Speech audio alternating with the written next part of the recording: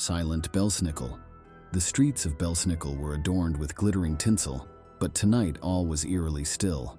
The usual chorus of Christmas carols and drunken laughter had been replaced by a suffocating hush.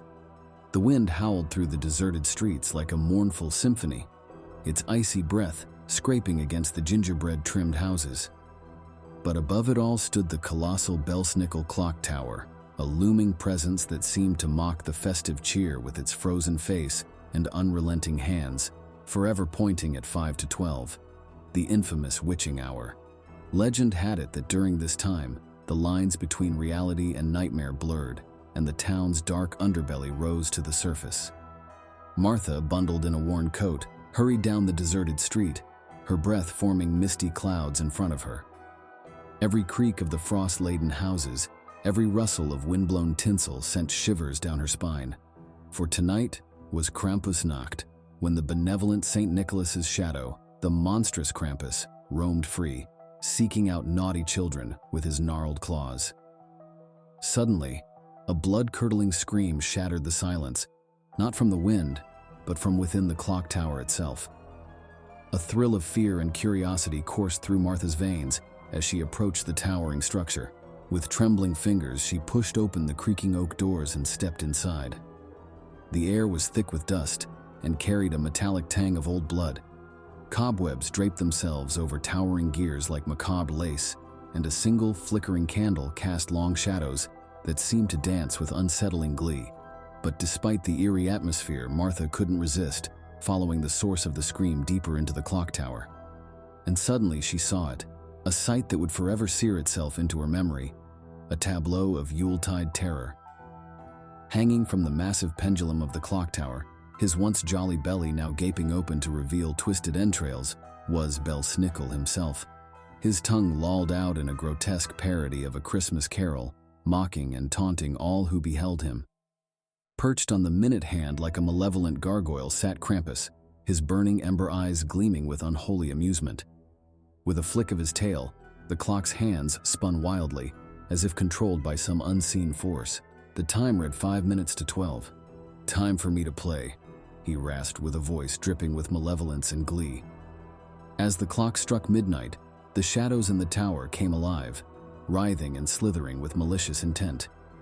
They transformed into monstrous toys, soldiers with needle-sharp teeth, rocking horses with glowing eyes that seemed to suck all light and warmth from their surroundings, and they descended upon Martha, their cackling echoing through the halls and drowning out the howling wind outside.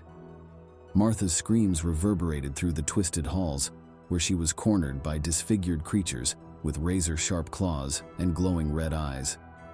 The clock tower's bells toll in a sinister symphony, drowning out her desperate cries for help.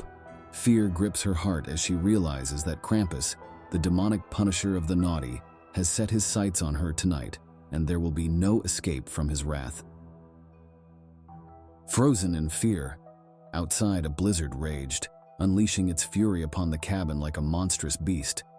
The windows rattled and groaned under the relentless assault of icy fingers, threatening to shatter and expose the 5 friends huddled inside.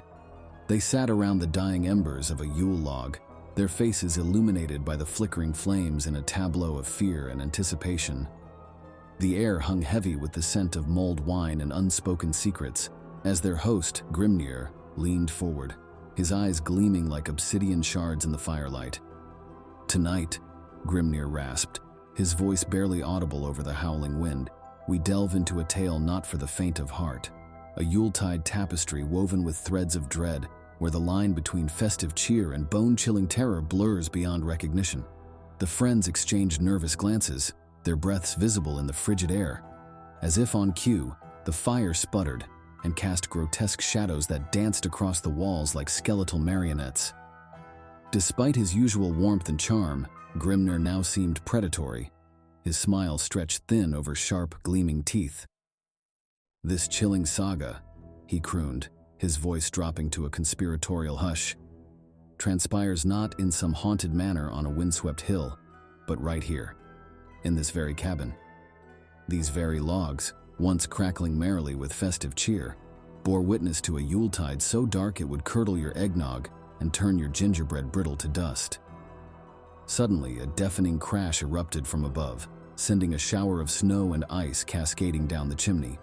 The friends shrieked and scrambled back, their faces drained of color. Grimnir's grin widened, revealing a glint of something sharp and malevolent beneath his weathered facade. "Seems our tale," he purred, his voice dripping with an unholy glee that sent shivers down their spines, "has taken a rather festive turn. Perhaps, my dears, we're not just listening to the story anymore." The shadows in the dimly lit corners of the cabin writhed and pulsed, taking on grotesque forms that mocked traditional holiday figures. The once comforting scent of mulled wine now turned acrid, laced with a metallic tang that hinted at blood. As the first tendrils of darkness snaked towards them, the friends could hear Grimnir's maniacal laughter echoing through the cabin, a chilling counterpoint to the howling blizzard outside. "Now, my dears," he rasped, his eyes gleaming with an otherworldly hunger, "let's see who's truly naughty this year." The roaring fire flickered and died, snuffing out all warmth in an instant. The cabin was engulfed in a suffocating darkness, a thick veil that seemed to smother the very air they breathed. The huddled friends trembled with fear, their whispers drowned out by the deafening silence that enveloped them. Every sense alert, they strained their eyes to pierce through the shadows, dreading the next creeping tendril of darkness that would surely bring with it unspeakable horrors.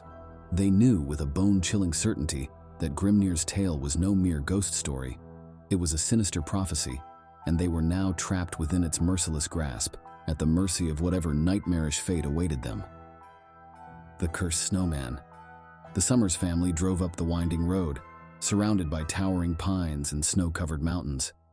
Their cozy cabin sat at the edge of Frostwood Village, a secluded community known for its annual snow festival.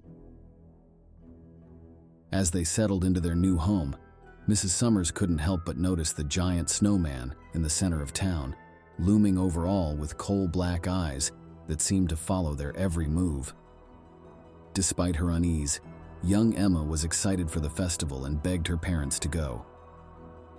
As they walked through the snowy streets, adorned with intricate snow sculptures, a thick fog rolled in.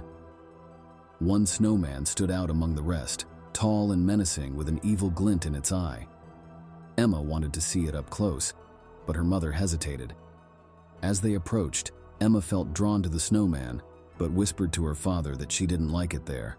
Suddenly, the giant snowman's ice facade shattered, revealing a grotesque face filled with malice. The ice monster trapped the family in its frosty grip, promising retribution for disturbing its slumber. Mrs. Summers screamed for release, while Mr. Summers desperately searched for a way to protect his family from the cursed creation. The snowman let out a deep, rumbling chuckle. Their breaths turned to visible puffs in the frigid air as they huddled together for warmth.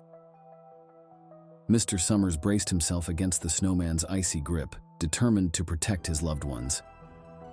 Just as all seemed lost, a haunting melody drifted through the square, carried on a chilling wind. The snowman weakened, and the Summers broke free, their feet pounding against the frozen ground as they ran towards the source of the music. A lone figure standing in the moonlit night, the figure loomed over them, standing at least 7 feet tall and dressed in a white cloak that shimmered in the moonlight. A delicate silver flute rested in her hands as she gazed down at the snowman with fierce determination. Around her neck hung an intricate amulet, pulsing with ancient power and casting a metallic scent into the air. Her intense blue eyes blazed with otherworldly light as she commanded the snowman to release the trapped Summers family. With a swift movement of her hand and a powerful chant, the snowman began to melt away, leaving behind nothing but a puddle of water on the forest floor. The figure smiled warmly at the Summers family, revealing herself as a guardian of nature, gifted with musical abilities to communicate and harness nature's energy. Emma's heart fluttered with anticipation as she took the flute from the guardian, filled with gratitude for her bravery and swift assistance. As they trudged through the snow-covered square towards their car, the figure explained how she had sensed an eerie energy emanating from the gnarled snowman and followed it there. She thanked them for their bravery and apologized for any distress they may have experienced. "Thank you for saving us," Mr. Summers said as they reached their car. The guardian nodded before suddenly disappearing into thin air, leaving behind only a cluster of colorful flowers where she stood.